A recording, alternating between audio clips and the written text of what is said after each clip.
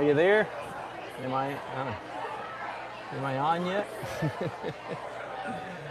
Okay, so I haven't even started working on Caroline yet.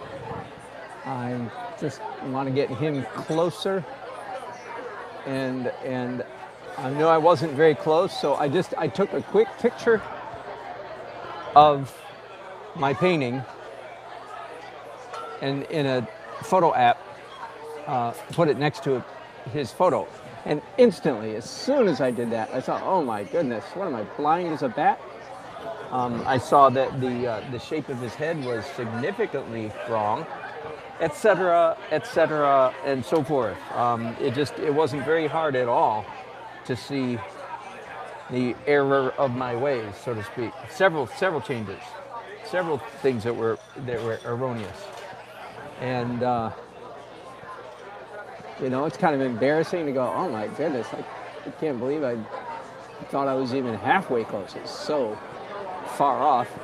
So kind of embarrassing in that way. And yet, on the other hand, okay, but at least on the other hand, I know how to, I had a trick for getting myself back on track. So Yahoo for tricks for back on track. Yahoo for tricks. And so I've just made a few changes here real quickly, and I'm already significantly closer to similitude, to a likeness. I'm not by any means not home free. I will do that very thing that I just did. I will probably do it 2 or even 3 more times. And again, always kind of embarrassing, like, oh man. Now, I feel like there's so many different ways to do a portrait. I always want to get inside the head of people who are really good at it. Most of them don't seem to be able to put into words very well what it is their brain is doing. They honestly, I've taken some classes from some big dogs, and most of them say, well, you just draw it like this, and they do it, and you go, yeah, but no, how are you so good at measuring, etc., and so forth. So all I will claim is this silly technique that I have using my phone is just one way to make up for my particular foibles and weaknesses. I'm going to stop on him now. That's just enough, and I'll keep going here on her.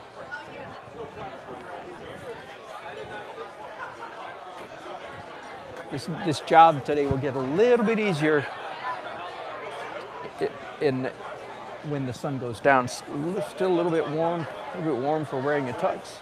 The sun is fighting in with me, shining on my face and so forth. Just all part of the business. Okay, I'm going to leave him for a minute. Let's work on her now.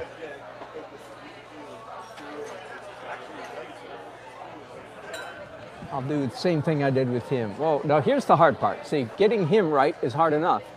Now I'm saying, yeah, not only do I want to get him right, I want to get the two of them and the space between them right.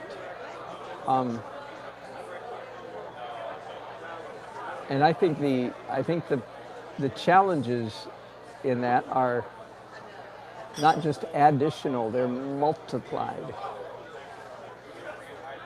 So whatever, that's what I'm going to try it anyway. And if all else fails, I will break out the old grid.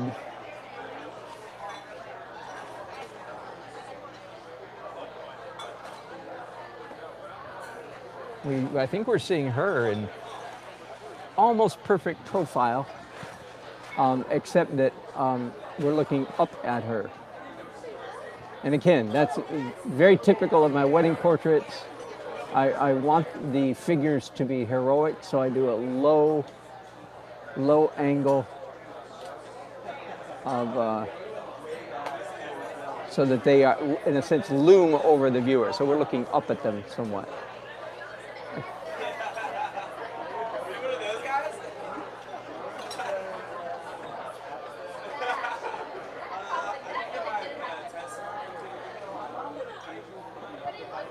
I wonder I wonder often if I were to simply take more time to do this drawing this more carefully, that maybe I wouldn't make so many big mistakes and then have to come back and correct them. That may very well be true.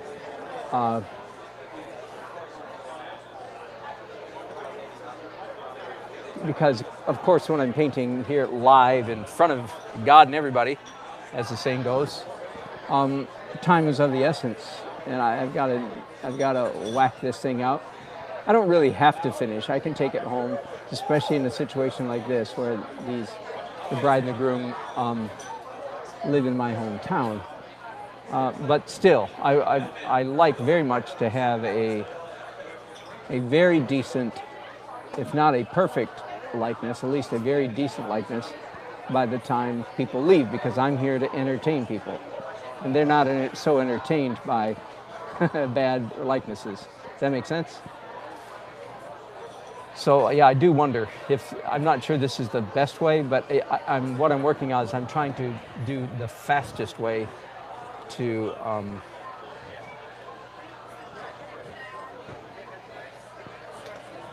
render, to accomplish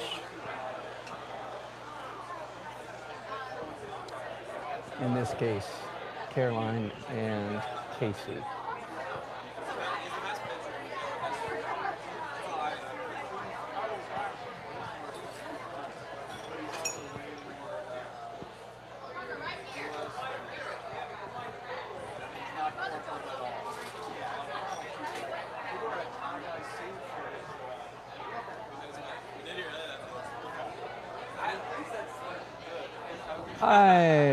I just saw what's going on with his head. Look, okay, so you see how small his face is in this photograph? Really small, like this. It's a quarter of an inch. And all of a sudden, seeing it that small, I went, oh, I've got his eye, even though it's a lovely eye, by the way. Thank you very much. Thank you very much. I've got a lovely eye drawn up there. It's in the wrong place. Duh. I need to move it about, what? 1/16 of an inch to the left. So I'm just going to take the liberties of wiping it out right there. Just wipe it out. And come back after that's dry and redraw it. So that helped to see it. In fact, that is a principle I heard. I learned from somebody else. I forget what it's called, but whenever you're doing, good thing to remember, whenever you're doing portraits, now I suppose the exception might be a full-on profile, but anytime you're doing a 3/4 view of a face, anywhere from here to here, our brain tends to frontalize, I'm making up that word, frontalize, the face, and turn it more toward you than it really is. And I just got suckered into that exact thing. There. I just turned on my light here. Okay, so let's redraw that eye now.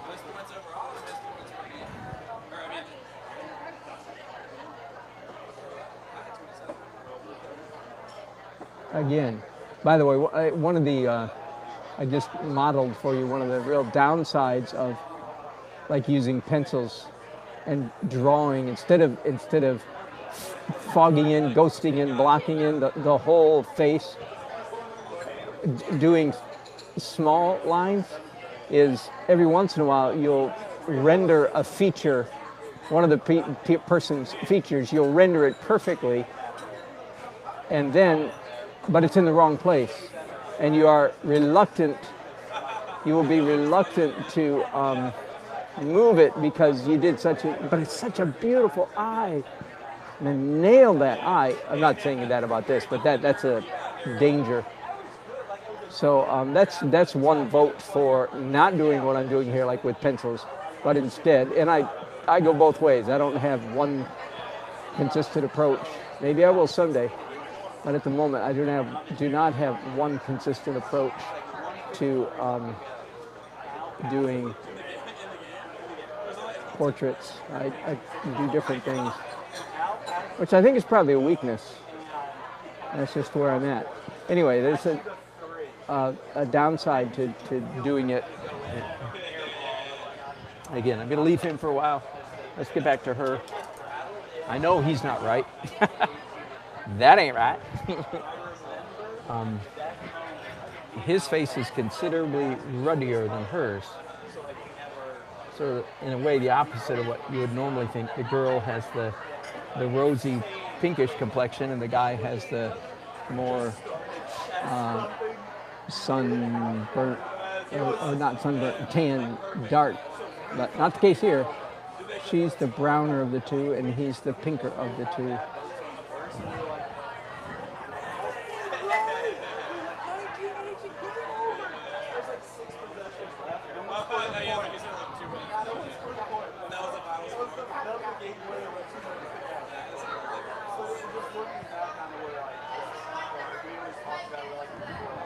Let me talk a little bit more. So if you are a beginning portrait painter, don't pay any attention to me because I'm not a full-time portrait painter. Now, I'd say pay some attention to me because even though I'm not great at portraits, I'm passable.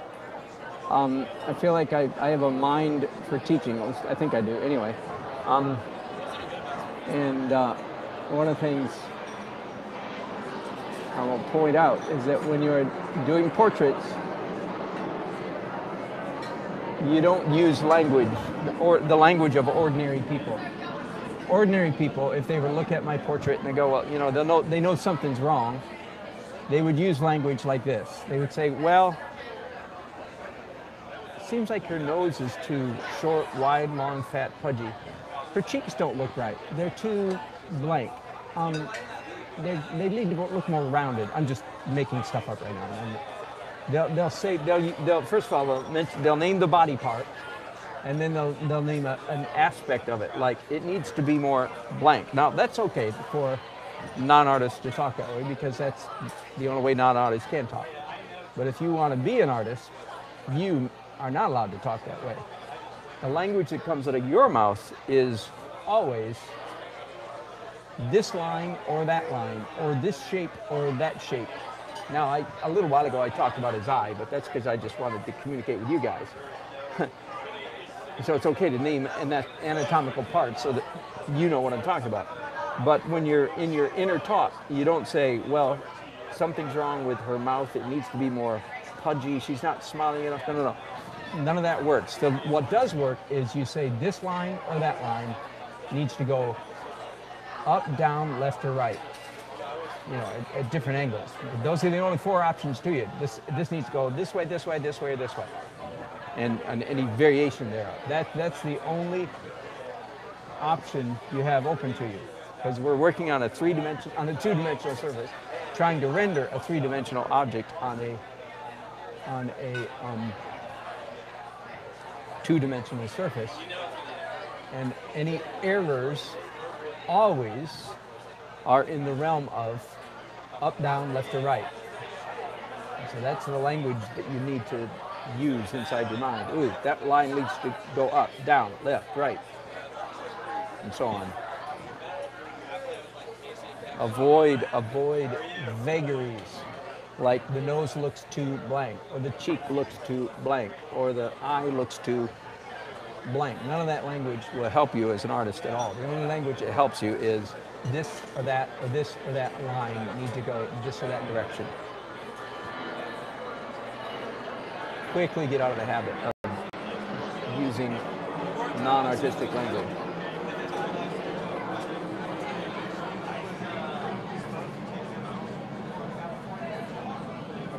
I'm doing all this work. Décolletage, is that what it's called? It's a little bit dangerous because there's no guarantee that it's way too dark, way too contrasty. No guarantee that it's in the right place, if you know what I mean. I shouldn't be spending that much time on it. Oh, that's a joke. Why am I spending so much time on her chest? That's a funny joke. Not really funny.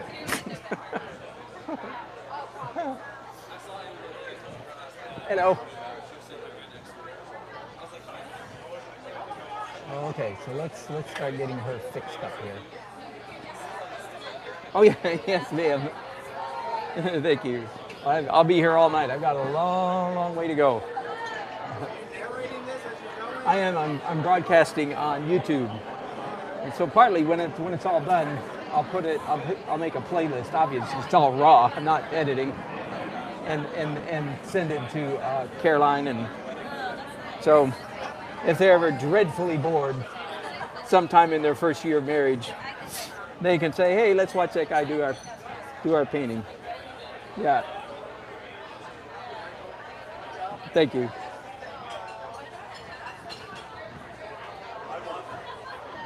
I want that. I would love that.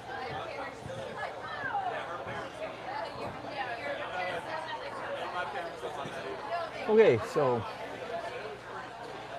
first glance, her chin needs to come down. There we go.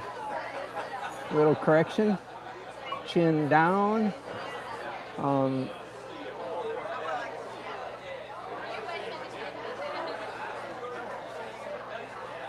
Gap under teeth. Top lip is almost perfectly horizontal.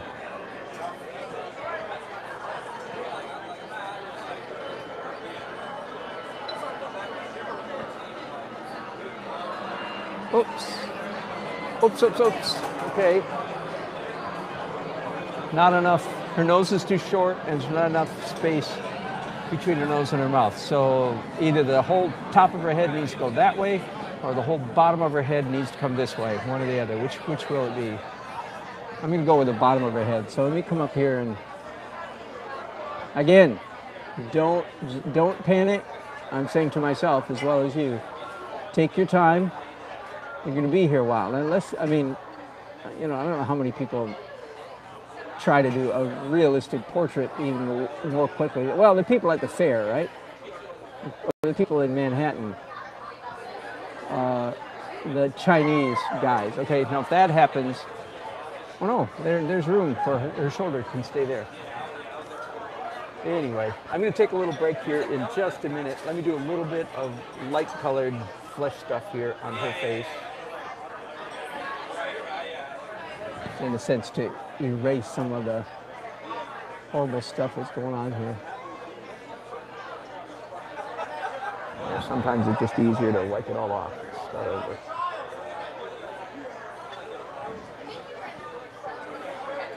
Okay. Chin down to there. There we go. Yeah, good. Looks more like her already. Not so anyone would notice, by the way. not a likeness anyone would notice.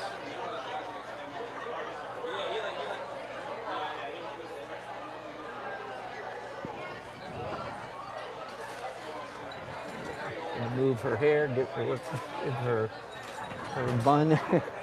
Again, move it back a little bit. Okay.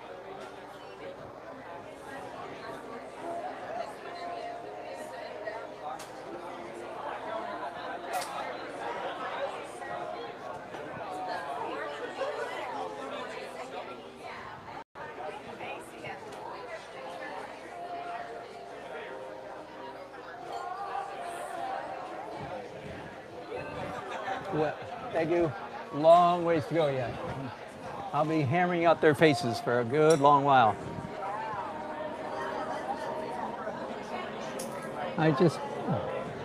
Pardon?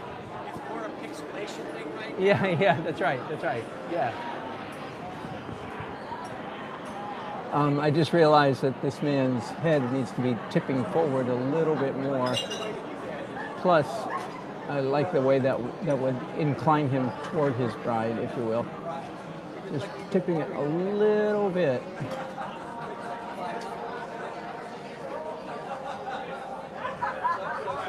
I think I want to change the angle of the back of his head, which I've never been happy with yet. I'm thinking that I'm probably going to take recourse in a grid here in a little while.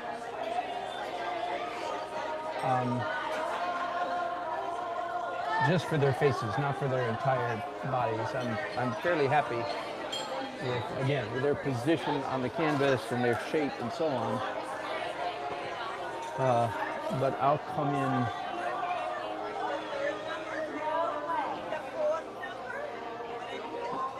here and their faces.